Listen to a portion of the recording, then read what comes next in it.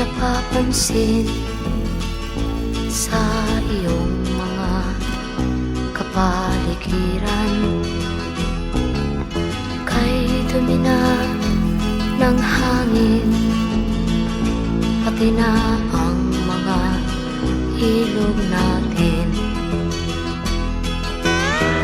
Hindi nga masamang pag-unlad at malayo-layo na rin ang ating narating.